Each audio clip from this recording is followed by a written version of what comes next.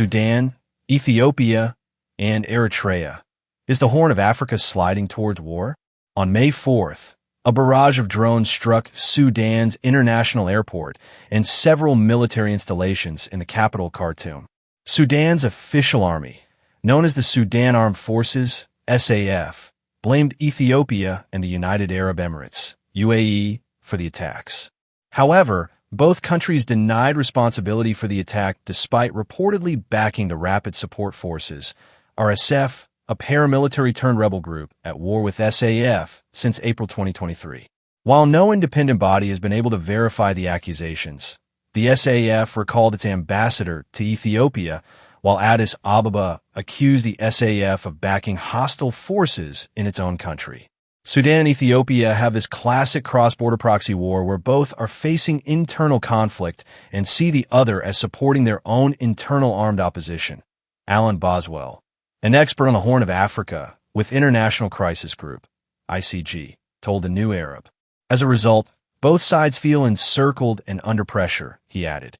As tensions simmer between the two sides, Ethiopia faces the prospect of a renewed war in its northern Tigray region.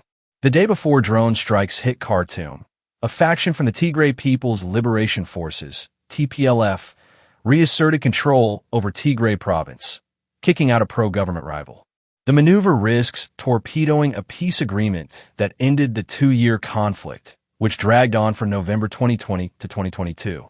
Analysts warn that a new conflict in Tigray could embroil Sudanese communities and SAF-aligned fighters. In response, Ethiopia could deepen its support for the RSF in Sudan. The dispute between the federal government and a faction of the TPLF is one of those fissures in the region that is most combustible, said Michael Woldemariam, an expert on the Horn of Africa and an associate professor at the University of Maryland. There is a risk of escalation and hostilities and then a direct spill over into Sudan, he told the New Arab.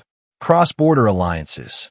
Throughout Sudan's civil war, SAF has deepened ties with Ethiopia's two biggest foes, fighters from the TPLF and Ertrea.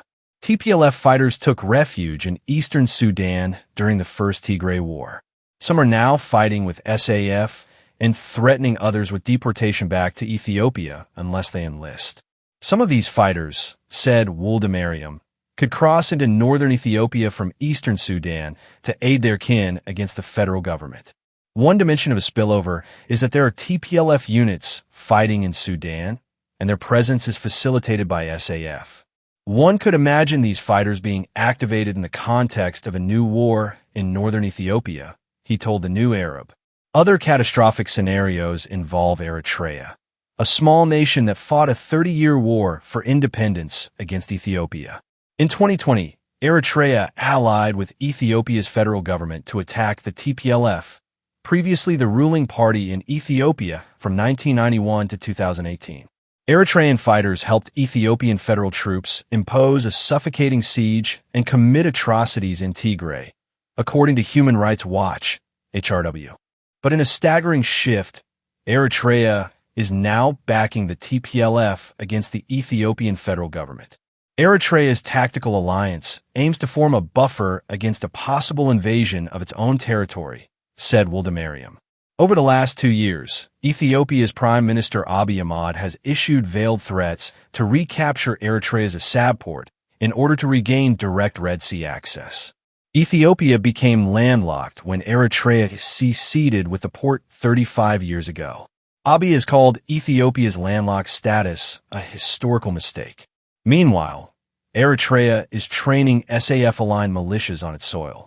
Some hail from eastern Sudan's Beni Amr and Habab communities, which speak Tigray, a language shared by Tigray communities in Eritrea that make up 30% of the population. A new Tigray war could draw in Eritrean troops and make Eritrea a direct target of reprisal. Yet any Ethiopian assault on Eritrea risks compelling Beni Amr and Halab fighters from eastern Sudan to get involved to aid their Eritrean kin. There's a very high risk of direct Ethiopia-Eritrea hostilities. If that happens, then I find it really difficult for there not to be a broader regional conflict, warned Boswell from ICG. Ethiopia's response? The web of cross-border alliances cuts both ways, say analysts. Ethiopia also has strong historical ties with the Sudan People's Liberation Movement, North, headed by Abdulaziz al-Hailu. This faction is allied with the RSF and is operating along the shared Ethiopian-Sudanese border in southern Sudan. In addition, news reports and investigations have uncovered at least 2 RSF training bases in Ethiopia's lawless Benishangul-Gumuz region.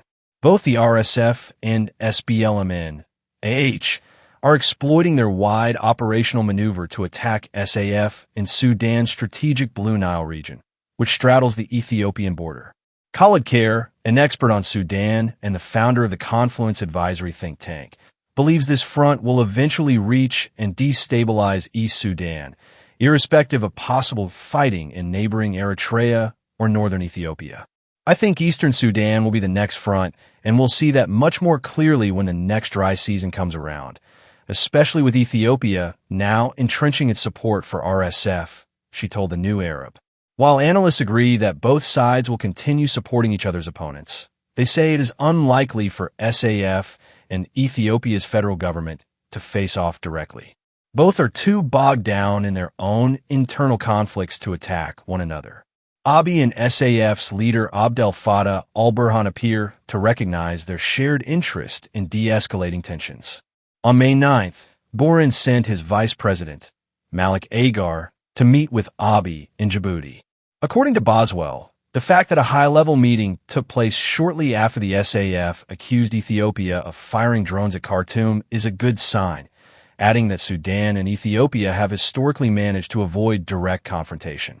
Still, conflicts in Ethiopia and Eritrea threaten to merge with the already devastating civil war in Sudan. We live in a Horn of Africa today that is very different from the 1990s. Cooler heads do not prevail, and the logical ways of seeing things are not often taken, said Kher. Regional war has become a first, not last resort, she added.